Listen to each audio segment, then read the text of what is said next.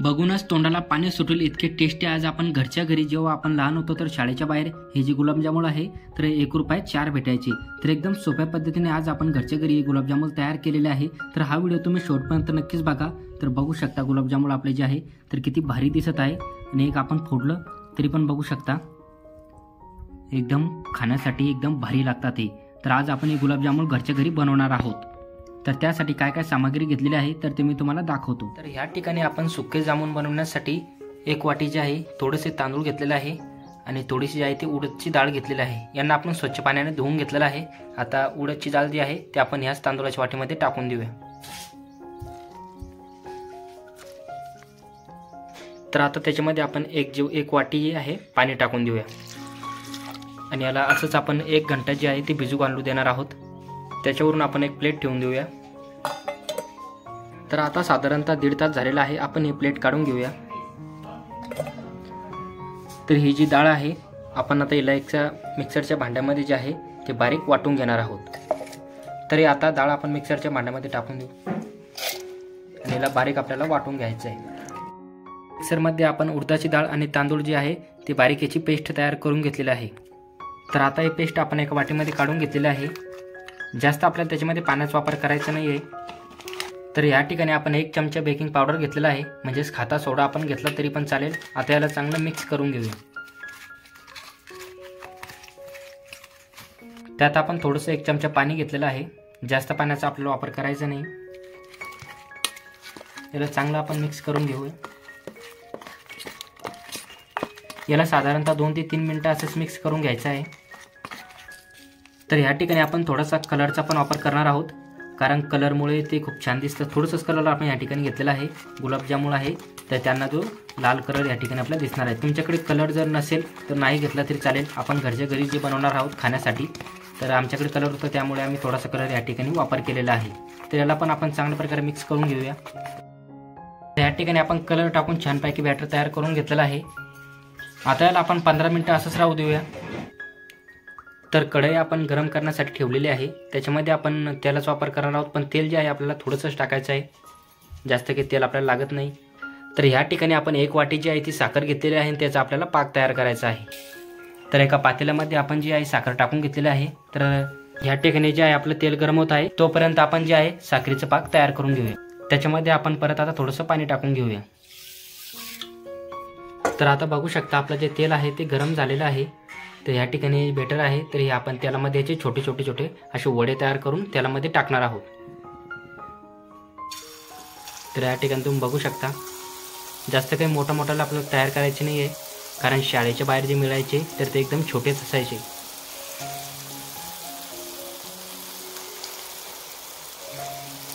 तर तेलामध्ये जे आहे ते आपण आता हे छानपैकी तळून घेणार आहोत।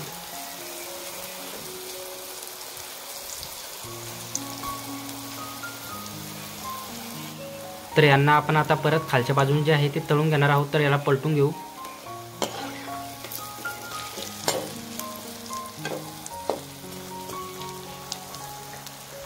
हे जे गुलाबजामुन आहे तर याची गॅसची फ्लेम जी आहे ती कमीच ठेवायची, कारण जे आहे ते कच्चे राहणार नाही आणि चांगल्या प्रकारे तळल्या जाईल। साधारणतः आपल्याला 3 ते 4 मिनिटे याला चांगल्या प्रकारे तळून घ्यायचं आहे।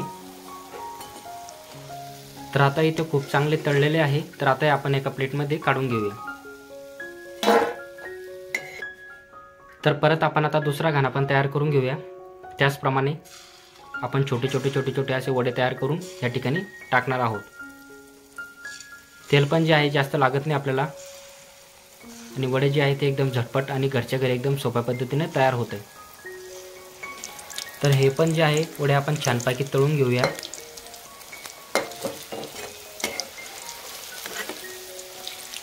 याला चांगला सोनेरी रंग येईपर्यंत आपल्याला तळून घ्यायचे आहे।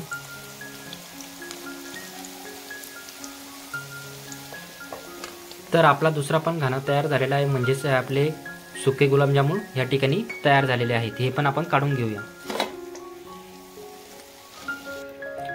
तर ह्या ठिकाणी तुम्ही बघू शकता सुके गुलाबजामुन जे आहे आपल्या इथे तयार आहे। तर ह्या ठिकाणी जे आहे आपलं साखरेचं पाक तयार झालेलं आहे। जास्त पण आपल्याला घट करायचं नाही, कारण गुलाबजामुन असतात तर त्यांना चिपकून जातात आणि गुलाबजामुन असतात तर ते चिकट होत असतात। तर आपण हे आता काढून घेऊया।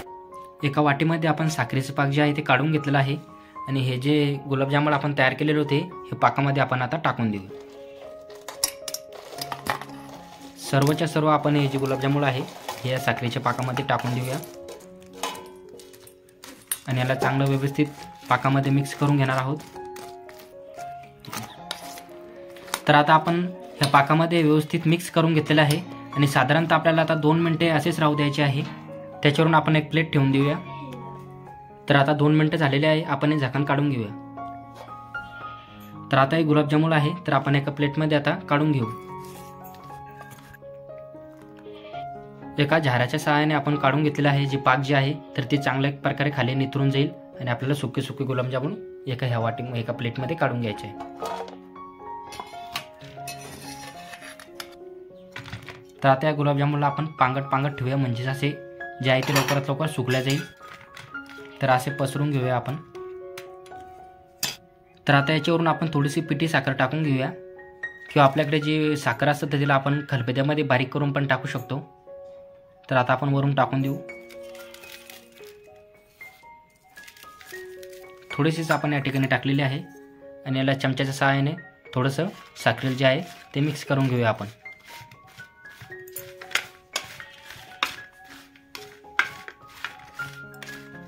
तर एकदम सोपी पद्धत आहे घरच्या घरी बनवण्याची.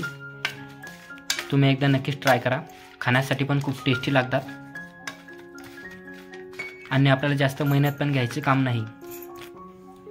तर ह्या ठिकाणी तुम्ही बघू शकता ज्या आपले शाळेच्या बाहेर जे मिळायचे तसेच सेम आपण या ठिकाणी सुके गुलाबजामुन जे आहे तर ते तयार केलेले आहे.